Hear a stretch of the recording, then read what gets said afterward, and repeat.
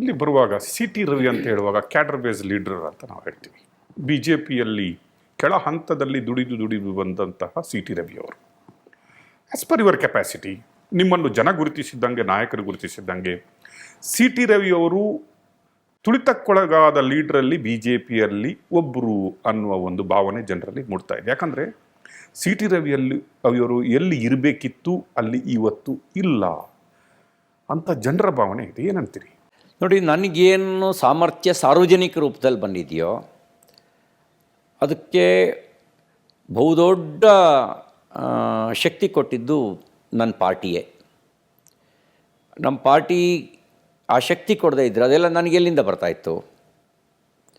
ಹಾಗಾಗಿ ಇವತ್ತು ಸಾರ್ವಜನಿಕ ರೂಪದಲ್ಲಿ ನಾನೇನು ಕಾಣಿಸ್ಕೊಳ್ತಾ ಇದ್ದೀನೋ ಅದಕ್ಕೆ ಪಕ್ಷದ ಕೊಡುಗೆ ಸಾಕಷ್ಟಿದೆ. ಅದರಿಂದಲೇ ನನಗೆ ಈ ಶಕ್ತಿ ಬಂದಿರೋದು ಅನ್ನೋದನ್ನು ಒಪ್ಕೊಳ್ತಾ, ಇನ್ನೊಂದು ಮಾತು ಇದೆ, ಭಾಗ್ಯ ಮೇ ಹೈ ತೋ ಭಾಗ್ ಕರ್ ಆಯೇಗಾ, ಭಾಗ್ಯ ಮೇ ನಹೀ ಹೈ ತೋ ಆಕರ್ ಬಿ ಭಾಗ್ ಜಾಯೇಗಾ. ಹಾಗಾಗಿ ಯಾರು ರಾಜಕಾರಣದಲ್ಲಿ ತುಳಿಯೋ ಪ್ರಯತ್ನ ಮಾಡಿರೂ ಕೂಡ ನನ್ನ ಭಾಗ್ಯದಲ್ಲಿ ಬರೆದಿದ್ದರೆ ಅದನ್ನು ಯಾರೂ ತಪ್ಸೋಕ್ಕಾಗಲ್ಲ ಅನ್ನುವ ಮಾತಿನಲ್ಲೂ ವಿಶ್ವಾಸ ಇದೆ. ರಾಜಕಾರಣದಲ್ಲಿ ಇದ್ದದ್ದೇ. ಯಾವಾಗ ಕೇಡ್ರ್ ಬೇಸ್ ಪಾರ್ಟಿ ಮಾಸ್ ಪಾರ್ಟಿಯಾಗಿ ಬದಲಾಯಿತೋ, ಮಾಸ್ ಪಾರ್ಟಿ ಆದಾಗ ಸಮಾಜದಲ್ಲಿರುವ ಒಳ್ಳೆಯ ಗುಣಗಳ ಜೊತೆಗೆ ಸಮಾಜದಲ್ಲಿರುವಂಥ ಕೆಟ್ಟ ಗುಣಗಳು ಕೂಡ ಪಾರ್ಟಿ ಒಳಗೂ ಬಂದುಬಿಡುತ್ತೆ. ಹಾಗಾಗಿ ನನಗೆ ಗೊತ್ತಿರುವಂಥ ಮಂತ್ರ ಇಷ್ಟೇ, ಪಕ್ಷನಿಷ್ಠೆ, ಪರಿಶ್ರಮ. ಉಳಿದಿದ್ದು ದೈವಕ್ಕೆ ಬಿಡ್ತೀನಿ. ಆ ದೈವ ಏನು ಕೊಡಬೇಕೋ ಕೊಡುತ್ತೆ. ನಮ್ಮ ಕೆಲಸ ಪಕ್ಷನಿಷ್ಠೆ ಮತ್ತು ಪರಿಶ್ರಮದಿಂದ ಕೆಲಸ ಮಾಡೋದು. ಚಿಕ್ಕಮಗಳೂರು ಬಂದಾಗ ಸಿ ಟಿ ರವಿಯವರ ಭದ್ರ ಬುನಾದಿ ಇರುವಂತಹ ಒಂದು ವಿಧಾನಸಭಾ ಕ್ಷೇತ್ರವಾಗಿತ್ತು. ನೋ ಹಾರ್.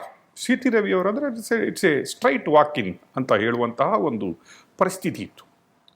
ಅಲ್ಲಿ ನಿಮ್ಮ ಸೋಲು ತನ್ನದೇ ಪಕ್ಷದ ಕುತಂತ್ರದಿಂದ ಆಯಿತು ಅನ್ನುವ ಮಾತುಗಳೂ ಇದೆ.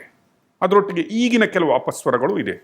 ಈಗ ಬಿ ಪಿ ಹರೀಶ್ ಅವರು ಮಾತಾಡ್ತಾರೆ, ಆ ಕಡೆ ನೋಡಿದರೆ ನೀವು ಹರಿಹರದಲ್ಲಿ ಎಲ್ಲ ಕಡೆ ಒಂದು ಮಾತಿದೆ, ಪಕ್ಷದಲ್ಲೇ ಒಬ್ಬೊಬ್ಬರನ್ನು ಸೋಲಿಸಲಾಯಿತು, ಅದೇ ರೀತಿ ಸಿ ಟಿ ರವಿಯವರಿಗೂ ಸ್ವಪಕ್ಷದಿಂದಲೇ ಸೋಲನ್ನು ರುಚಿ ಕಾಣಿಸಲಾಯಿತು ಅಂತ ಹೇಳ್ತಾರೆ. ಏನಾಗುತ್ತೆ? ಗ್ರಾಚಾರ ಕೆಟ್ಟಾಗ ಹಗ್ಗನೂ ಹಾವಾಗಿ ಕಚ್ಚುತ್ತಂತೆ. ಹಾಗಾಗಿ ನಾನು ಅದರ ವಿಶ್ಲೇಷಣೆಗೆ ಹೋಗಲ್ಲ. ರವಿಯ ಭದ್ರಕೋಟೆ ಅಂತ ನಾವು ಯಾವತ್ತೂ ಮಾಡಲಿಕ್ಕೆ ಪ್ರಯತ್ನ ಮಾಡಿಲ್ಲ. ಬಿ ಜೆ ಪಿಯ ಭದ್ರಕೋಟೆಯಾಗಿ ಮಾಡುವಂಥ ಪರಿಶ್ರಮವನ್ನು ನಾವೆಲ್ಲರೂ ಸೇರಿ ಮಾಡಿದ್ವಿ. ಇಡೀ ಜಿಲ್ಲೆನೇ ಈ ಸರಿ ನಾವು ಅಂದ್ಕೊಂಡು ಫಲಿತಾಂಶವನ್ನು ಅಸೆಂಬ್ಲಿಯಲ್ಲಿ ಕೊಡಲಿಲ್ಲ, ಆದರೆ ಪಾರ್ಲಿಮೆಂಟಲ್ಲಿ ಅದು ಬಿ ಜೆ ಪಿ ಭದ್ರಕೋಟೆನೇ. ಸೋಲು ಆಕಸ್ಮಿಕ, ಆದರೆ ಇದು ಬಿ ಜೆ ಪಿ ಭದ್ರಕೋಟೆ ಅನ್ನೋದನ್ನು 5 ವಿಧಾನಸಭಾ ಕ್ಷೇತ್ರಗಳಲ್ಲಿ ಲೋಕಸಭೆಗೆ ಲೀಡ್ ಕೊಡೋದ್ರ ಮೂಲಕ ಜಿಲ್ಲೆಯಲ್ಲಿ ಇಡೀ ಚಿಕ್ಕಮಗಳೂರು ಜಿಲ್ಲೆ ಬಿ ಜೆ ಪಿ ಭದ್ರಕೋಟೆ ಅನ್ನೋದನ್ನು ದೃಢಪಡಿಸಿದ್ದೀವಿ. ಕೆಲವೊಮ್ಮೆ ತಪ್ಪು ಗ್ರಹಿಕೆ, ರಾಂಗ್ ಸ್ಟ್ರಾಟಜಿ ಇವೆಲ್ಲವೂ ಕೂಡ ಚುನಾವಣೆ ಸೋಲಿಗೆ ಕಾರಣ ಆಗ್ತವೆ. ಅತಿ ವಿಶ್ವಾಸ, ಗೆದ್ದೇ ಬಿಡ್ತೀವಿ ಅನ್ನೋಂಥ ಅತಿ ವಿಶ್ವಾಸ, ಇವು ಕೂಡ ಕೆಲವು ಸರಿ ಸೋಲಿಗೆ ಕಾರಣ ಆಗುತ್ತೆ. ಒಬ್ಬರು ಒಂದು ಮಾತು ಹೇಳಿದರು, ರವಿ ನಿಂದೇನು ತಪ್ಪಿರಲಿಲ್ಲ, ನಮಗೆ ದಿನ ಮಸಾಲೆ ದೋಸೆ ತಿಂದು ಬೇಜಾರಾಗಿತ್ತು, ಒಂದು ಸರಿ ಚೇಂಜ್ ಮಾಡೋಣ, ಒಂದು ಬೇರೆ ತಿನ್ನೋಣ ಅಂತ ತಿಂದಿವಿ. ದೋಸೆ ಚೆನ್ನಾಗೇ ಇತ್ತು, ಆದರೆ ನಾವೊಂದು ಸರಿ ತಿಂಡಿ ಚೇಂಜ್ ಮಾಡೋಣ ಅಂತ ಹಿಂಗೆ ಮಾಡ್ದಂಗೆ ಆಯಿತು ಅಷ್ಟೇ ಇದು ಅನ್ನೋ ಮಾತನ್ನು ಅವರೊಂದು ವಿಶ್ಲೇಷಣೆ ಕೊಡ್ತಾ ಹೇಳಿದರು. ಚುನಾವಣೆ